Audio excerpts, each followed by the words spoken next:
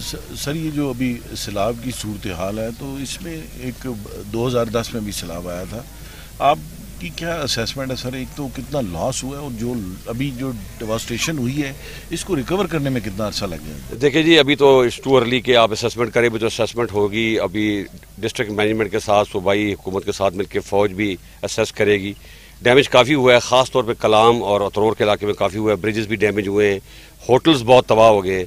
लेकिन इसमें सबसे परेशान कुन बात यह है कि 2010 में भी यहाँ सैलाब आया था और उसी किस्म के होटल बर्बाद हुए थे, और जिन्होंने अलाउ किया है दोबारा उस जगह पे होटल बनाने के लिए, कोई ऐसा एक्शन होना चाहिए उनके खिलाफ ताकि आइंदा ये ना हो। ये टाइम लगेगा। अभी सबसे बड़ा इम्पोर्टेंट काम है कि हमने यहाँ से कलाम तक रोड खोलनी है। कुछ लोग कह रहे थे 15 दिन में खोलेंगे, नहीं, मुझे उम्मीद है कि हम 6 से 7 दिन में इंशाल्लाह खोल लेंगे।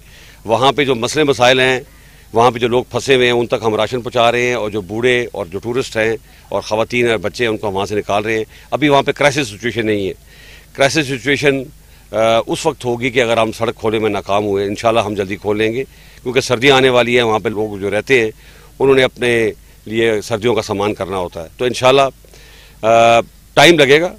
रोड जल्दी खुल जाएगी, लेकिन ओवरऑल कंस्ट्रक्शन करने में और असेस करने में थोड़ा टाइम लगेगा। सर ये बताइए कि जो अपील की गई है असिस्टेंस की, उसके हवाले से पाकिस्तान के अवाम का क्या रिएक्शन है, और हमारे दोस्त ममालिक का? आपकी वैसे भी मुबारक हो कि आपकी बड़ी अच्छी डिप्लोमेसी रही है, सफारतकारी जो आपने की अस्करी और बड़ी कामयाबी से उसके नतीजे सामने आए।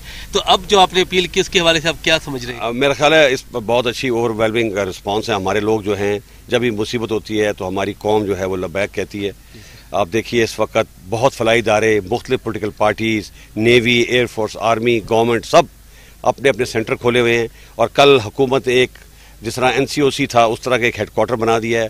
तमाम एड वहाँ पे, उसकी डाटा वहाँ इकट्ठा होगा, और वहाँ से जो हमारे प्लानिंग के मिनिस्टर साहब हैं वो फिर एड मुख्तलिफ जगह पे भिजवाएंगे जहाँ पे ज़रूरत होगी, ताकि एड रिक्वायरमेंट के मुताबिक जाए। लोगों का रिस्पांस बहुत अच्छा आ रहा है। लोग अभी मुझे खबरें आ रही हैं टन्स ऑफ टन्स राशन इकट्ठा हो रहा है। राशन का इतना प्रॉब्लम नहीं होगा, टेंटेज का प्रॉब्लम है, बिकॉज टेंटेज मुल्क में इतना अवेलेबल नहीं था। हम बाहर से भी मंगाने की कोशिश कर रहे हैं, फ़ौज के अपने स्टोर से भी हम दे रहे हैं। टेंटेज में थोड़ा, क्योंकि सिंध में ज़्यादा प्रॉब्लम है, इधर इतना प्रॉब्लम नहीं है। सिंध में ज़्यादा प्रॉब्लम है और बलूचिस्तान में है, वहाँ टेंटेज की ज़रूरत है, और बाहर से भी मंगाने की कोशिश कर रहे हैं। दोस्त ममालिक ने भी माशाल्लाह देखिए UAE की सॉटी शुरू हो गई है, टर्की की शुरू हो गई है, चाइना की भी शुरू हो गई हैं, बाकी मुल्कों से भी, सऊदी अरब से भी और कतर से भी इंशाल्लाह आनी शुरू हो जाएंगी। पैसे भी आएंगे इंशाल्लाह। आप देखिएगा उनका बड़ा अच्छा रिस्पांस है। उन्होंने कभी पाकिस्तान को कभी भी मुसीबत में अकेला नहीं छोड़ा, और इंशाल्लाह आइंदा भी नहीं छोड़ेंगे।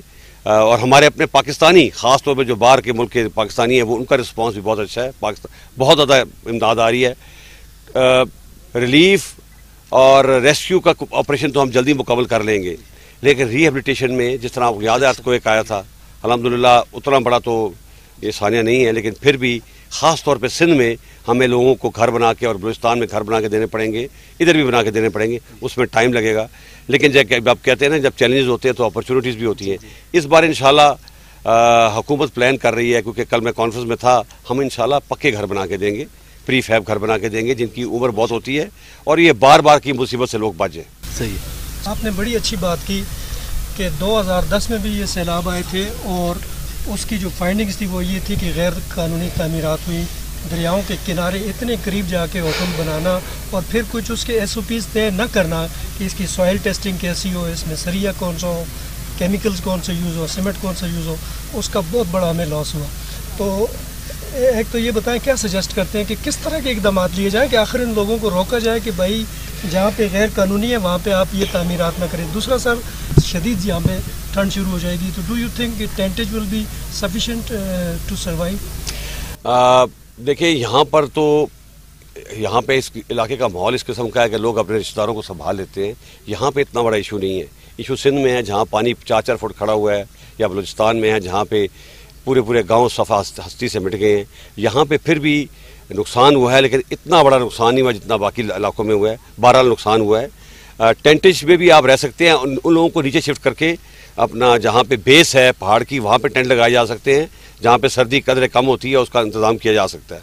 जहाँ तक आपने बात की है कि बार बार जो हम बनाते हैं, मेरा ख्याल है कि जिन लोगों ने वायलेशन की है, एक तो उनके खिलाफ सख्त कानूनी कार्रवाई होनी चाहिए। Thank you.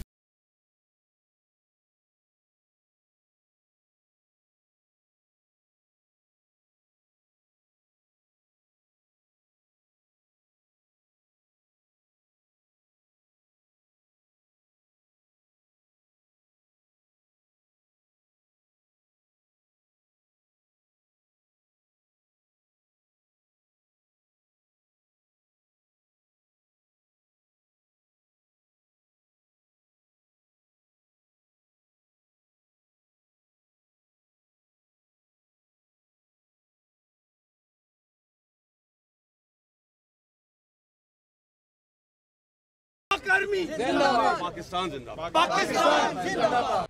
मैं हूं जैस्मीन मंजूर और आप मुझे देखेंगे सिर्फ बोल पर।